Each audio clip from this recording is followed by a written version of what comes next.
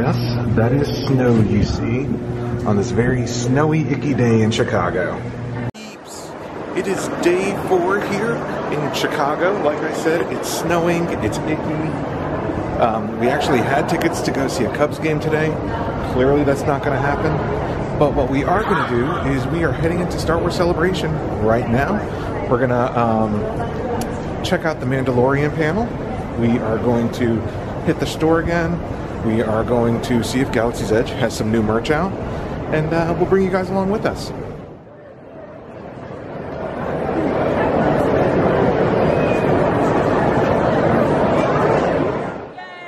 Check it out, guys. Look what I got. I got the Coca-Cola shirt from the Galaxy's Edge panel. I traded. Thank you for the trading. Yeah, thank you for the trade.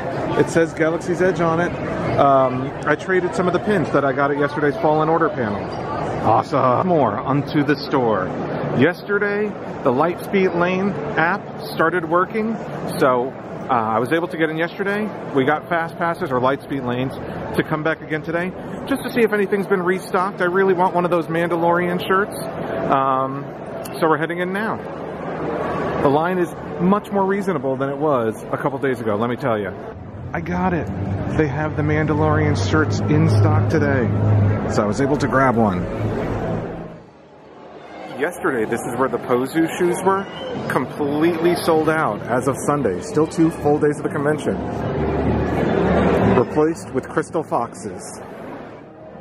And my buddy Kyle from View from the Cheap Seats wanted this Max Rebo Blues Brothers shirt, so grabbed one of those for him.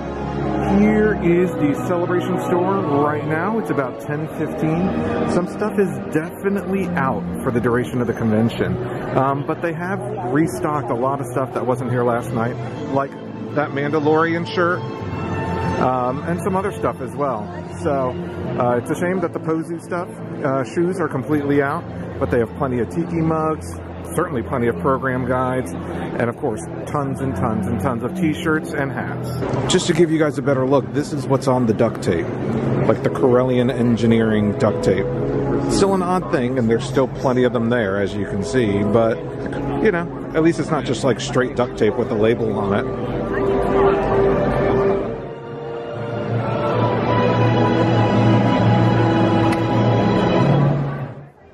Here's a better look at this guy. I tried showing you him yesterday, but when editing the video, I realized he wasn't really that great in the frame. Not that great. I mean, that's pretty great. What? What? What is he saying? Peeps? Is he saying peeps? Let's go look over there. There's a couple of That's pretty cute. It is. Yeah, this is one of the Here, come on, brother. Back in the Galaxy's Edge booth to show you guys the new merchandise today. It's droid stuff. Here's a better look at some of that new concept art that they have on display here.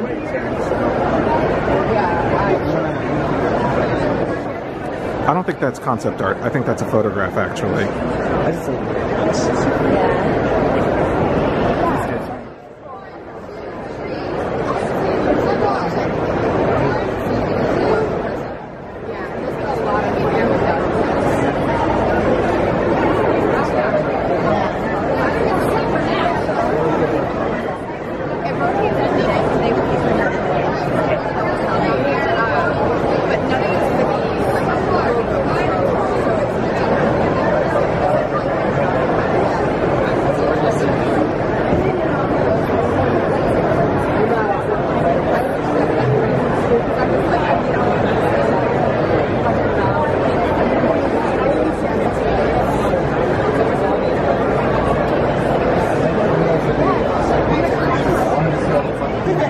So today they're showing off the Droid Depot stuff. That gear's pretty awesome.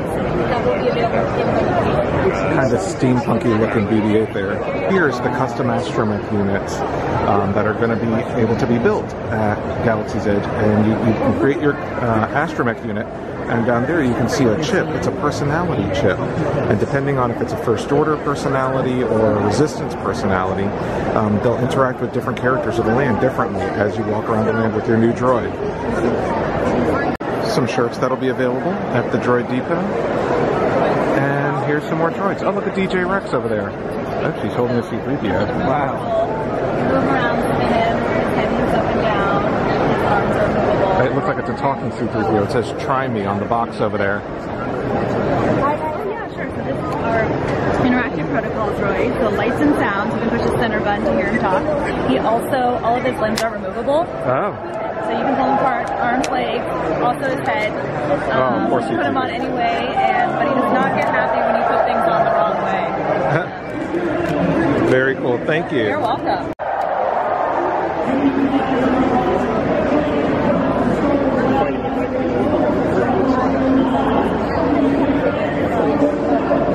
Kind of like this shirt, guys. Pretty sweet looking. Watch the Mandalorian panel from the Star Wars show stage You here get your faces inside all over television. Exhibit How Hall. does that sound? Just like all these people. Yeah, so Take a here look. over here, we want lots of smiling, okay? Lots of waving, lots of smiling.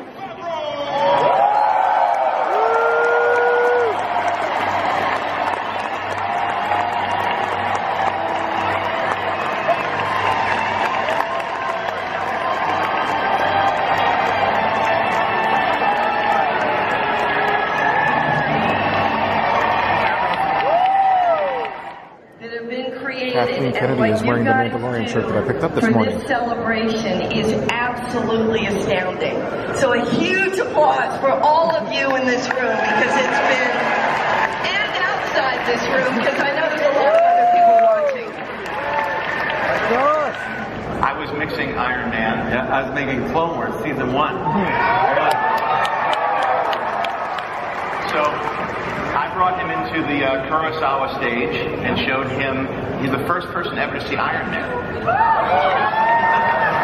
And I was the first person To see Clone Wars, you and your son, very first test audience. That's what's fun about being up. We traded. Yeah. We traded. And I said to him, this is awesome. If you ever need a voice, let me know.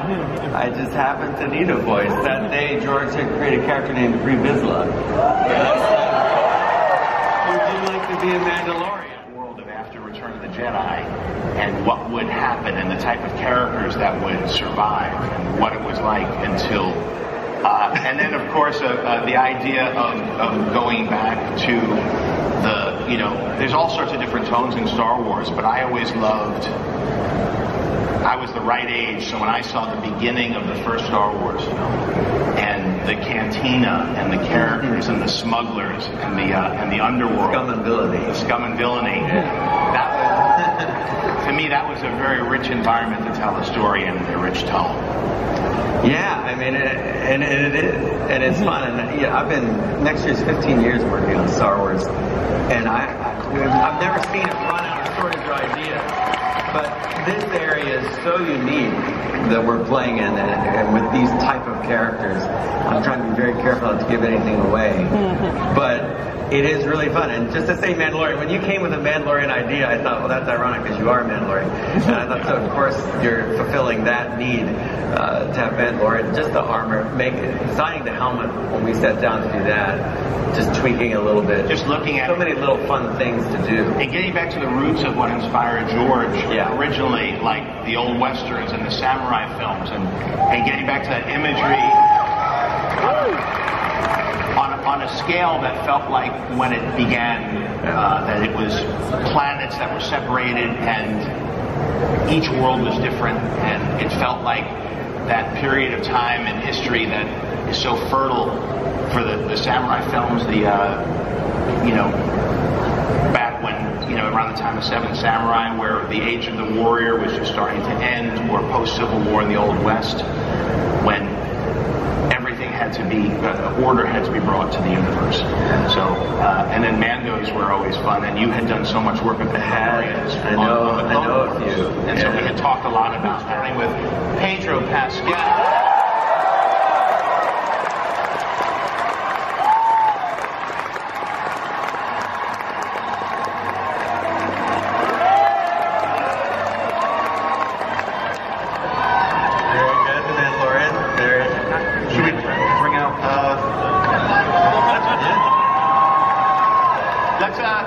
Let's also bring out Gina Carano.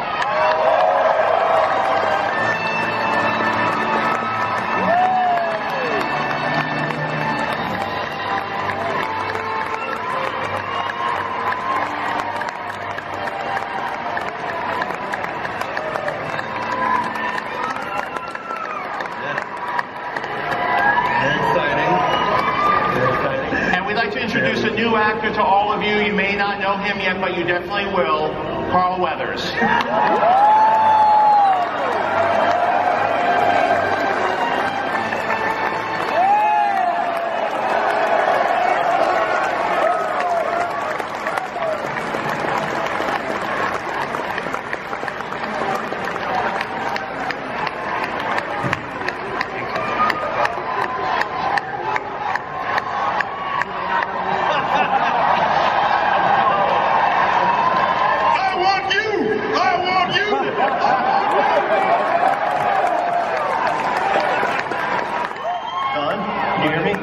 What is it like to be the Mandalorian? Well, just look at the image.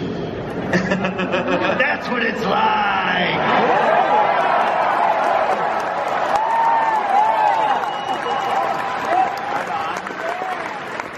Fantasy fulfillment. That's what it's like. Character Cara Dune. Tell us a little bit about the character that you play, Gina. Okay, so nice to see everyone here. I had no idea it was going to be this big, so... I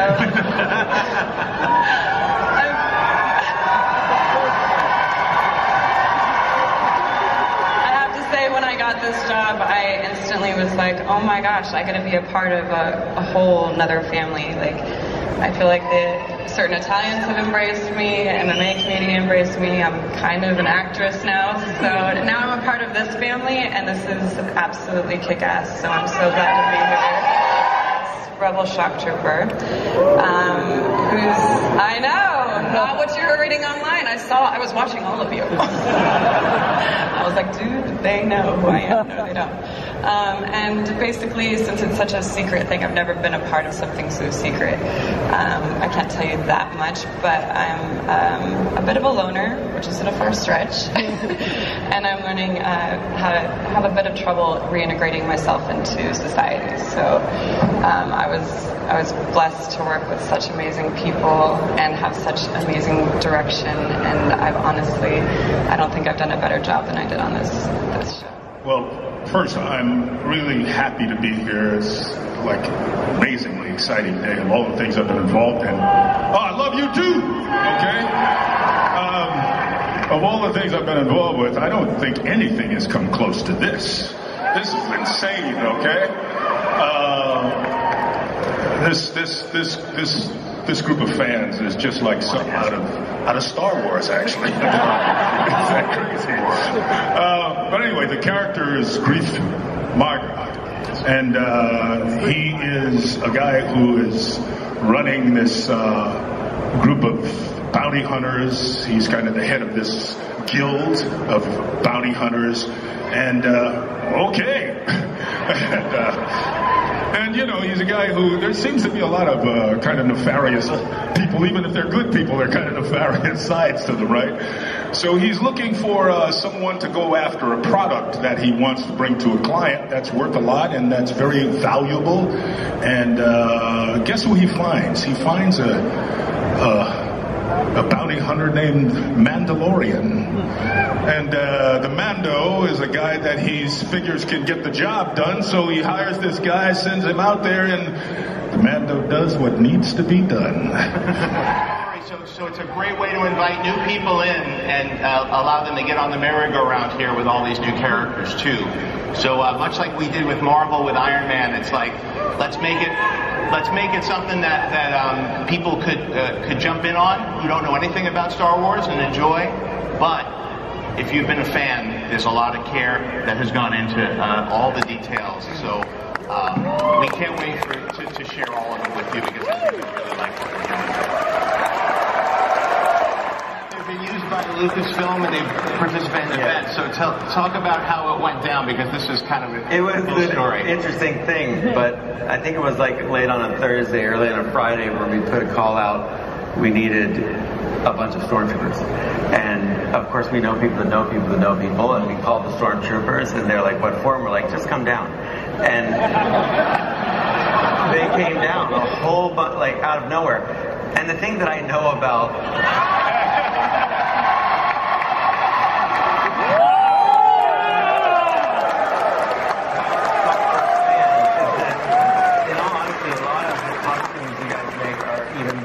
itself was used on screen at certain points. So I had no worry that it would hold up, and it sure held up. And amazingly, as much as their armor is so accurate, they look like stormtroopers, they act like stormtroopers. Yes.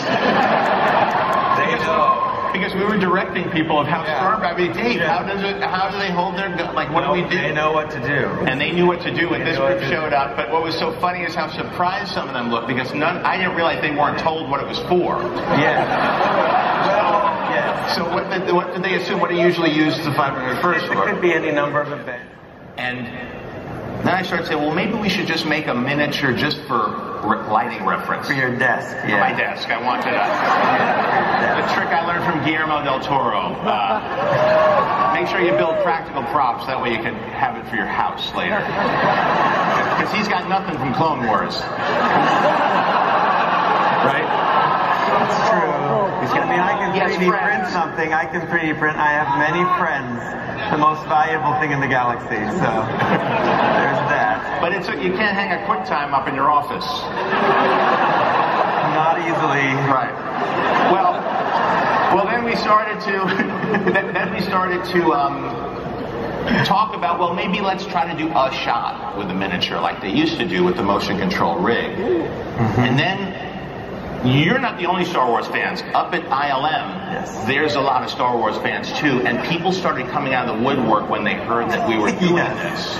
And why don't you want to talk about what building a model? What do you mean a building model? We'd be in meetings, we'd be discussing it, and then you'd look at the meeting, because I'd be down in Long Beach where we were making the thing, and we'd look at on the camera and we'd see like more people in the meeting than normal. Fly Vista, yeah. And then we would see like, there's Hal Hickles in the meeting now, and John Knoll's sitting in the meeting now, and what are they interested in? And we started to talk about the process of building a model, and there was a lot of interest about that. And then we started hearing that John's making something in his garage, and it's hard to imagine. It was like the Star Wars club at a high school. Yeah, it really was. And so we up in ILM, they shot some behind the scenes footage of what's going on up there, and we'll just kind of talk you through it. Do you want to roll that? And this is something you can not as secret, because you have to see it. Yeah, you can see this. So we'll roll this while we're in here. Maybe we'll dim the lights a little bit. And this is just something Nate put together and sent. We figured we'd show it to you. So here's, you want to talk about? Yeah, that is Doug Chang and Ryan Church designing the Razor Crest. And, we do have some CG models that we'll do, but like John said, it's a part of a process. You can see what there's one fan desk that we talked about earlier. There's Landis 3D printing pieces. So we were able to 3D print, but those pieces are based on kit bashing. And it's John Goodson, who's built many, many models for ILM over the years, and he's actually building the physical Razor Crest, old school, doing the LEDs for the engines. And I think this is John in his garage tooling the motion control device, because who can't do that in their garage? And there's what they built in their garages, literally in their garage studios. The ILM guys built, like John's laughing because he knows it's ridiculous, and he's building this model. Look there, the AT-AT or AT-AT, I'm not going to debate you. And look there, he's like a lens crafter making these pieces, all him and Hal Hickle. Hal actually went and researched all three of the old Star Wars films and figured out all the flight paths and the types of shots that they did. And the way the star fields would shift and move, and so here's us shooting passes on the stage. So here's how you get the key. And you'll see this is done. Isn't that cool? It already feels like Luke's X-Wing, right?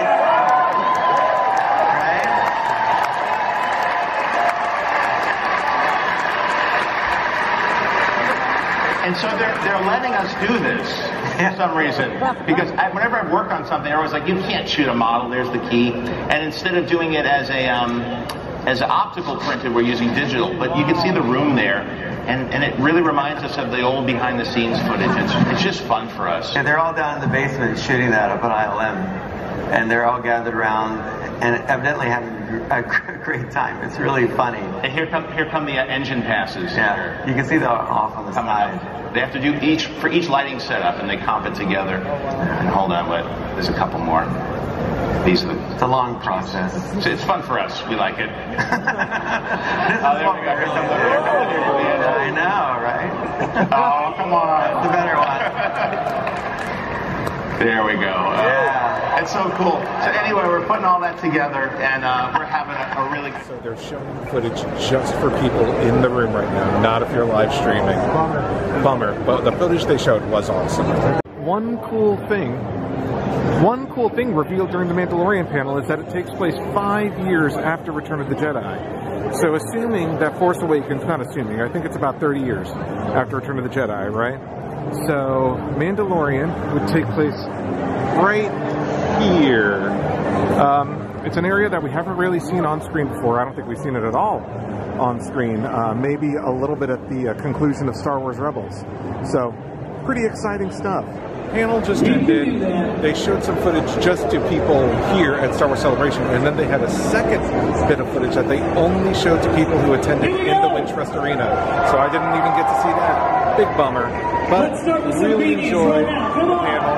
Really looking forward to the Mandalorian. Hopefully you guys showed what we could show. Enjoyed what we showed you. Completed here in front of the Outer Rim speeder bike from the show. So let me know what you guys thought. Thank you for watching. We will see you guys next time. In the meantime, make sure you hit that subscribe button, the notification button, and leave us a comment down below. May the Force be with you.